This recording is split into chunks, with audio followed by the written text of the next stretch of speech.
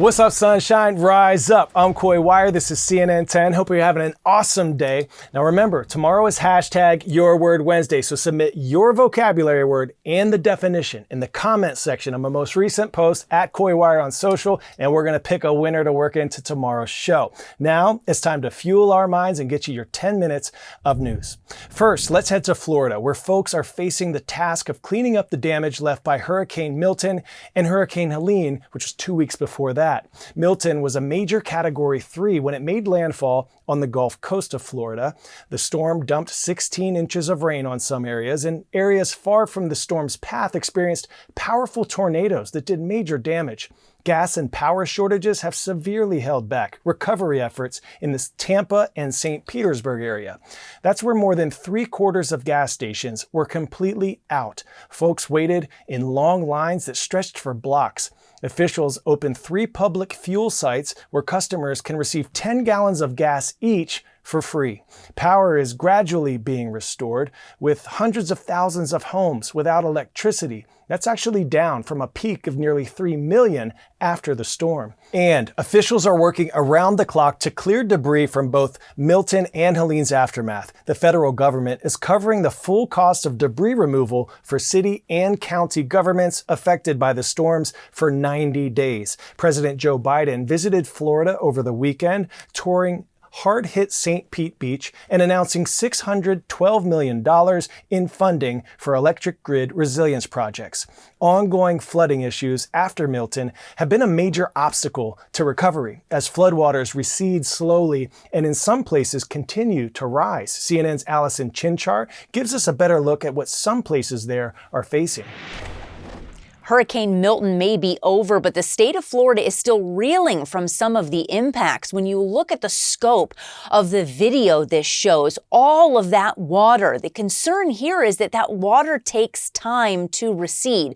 So in a lot of these instances, that water has nowhere to go. This is a look at where the heaviest rain was across the state of Florida, that white line indicating where the storm itself, Milton, crossed over the state. The heaviest rain being on the north side. You can see that widespread swath of pink color indicating at least 10 inches of rain across a very wide swath of the state. Now here's a look at river flooding. All of those purple squares and purple dots that you see there on the screen, those are river gauges that are still at or above major flood stage. Now, 2 specific rivers to talk about. Many of them on the western coast of Florida have finally crested and are going to start going down in the coming days. But it's quite a different story for some of the rivers on the eastern half of the state that are still going up. So here's a look at one of those rivers on the western side. You can see again really starting to go back down now and expected to finally get below major flood stage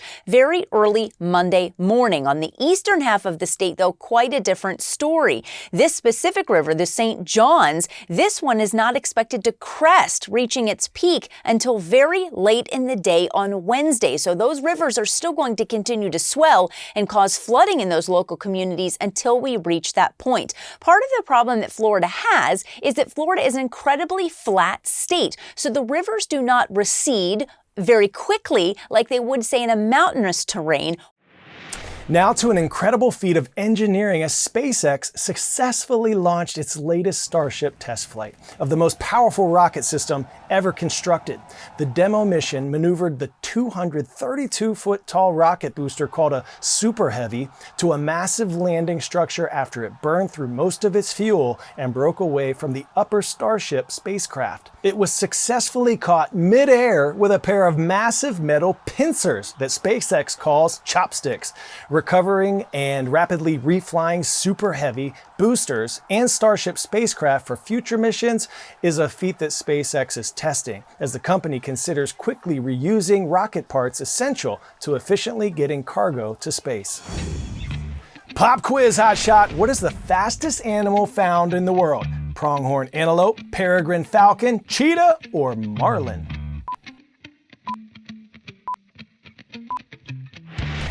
Ding, ding, ding. If you said peregrine falcon, you are correct, which has a diving speed of over 200 miles per hour.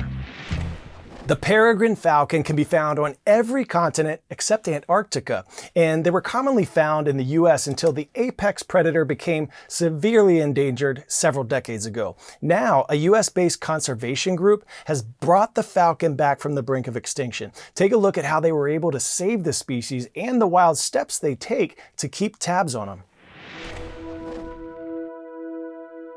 This is bluff country, an area in the Midwest US along the Mississippi River known for its steep cliffs and rugged landscape. Part of the Mississippi Flyway, one of the largest North American bird migration routes, it's also where one particular keystone species had almost vanished. Monitoring raptors, and specifically here peregrine falcons, is very important right now. We've basically succeeded in bringing back a population of raptors that was nearly gone from the continental United States. There are other threats that are coming out right now.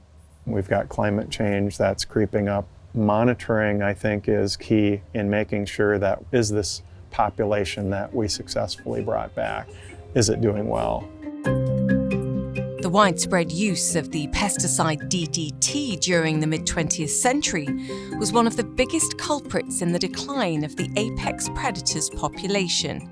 DDT and its metabolite DDE led to the thinning of the eggshells and crushing of eggs before they could even hatch. In 1970, the peregrine falcon was one of the first to be listed as endangered on the Endangered Species Conservation Act, and 2 years later, DDT was banned.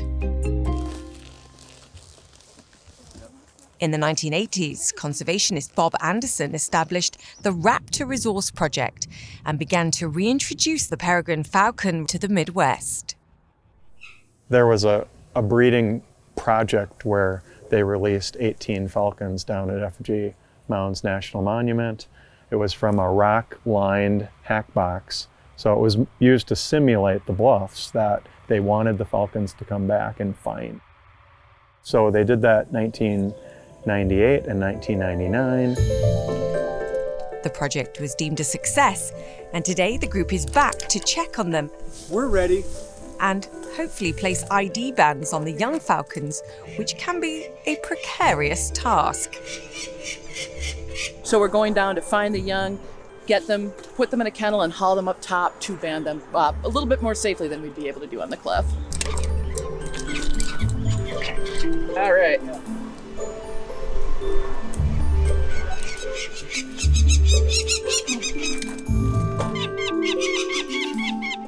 Yes, pull the kennel rope, hold on. We put the bird banding lab federal marker band on it, which is like a social security number for each bird individually. And then we also put an auxiliary marker on there. It's just a way of knowing who's where as this population has been growing. Once banded, the babies are then returned back to their nest.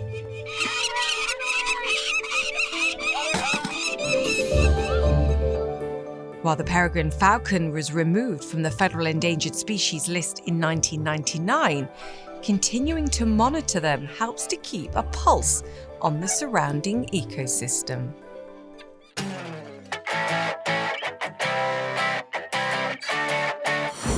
Today's story getting a 10 out of 10, one of the most gorgeous times of the year, pumpkin season. These zoo animals at Brookfield Zoo, Chicago got a special jack-o'-lantern treat to munch on over the weekend. And look at them go. Lucky visitors got to see a pygmy hippo, a bear, an orangutan, chowing down on delicious fall delights. It's all part of a program to physically and mentally stimulate the animals they care for.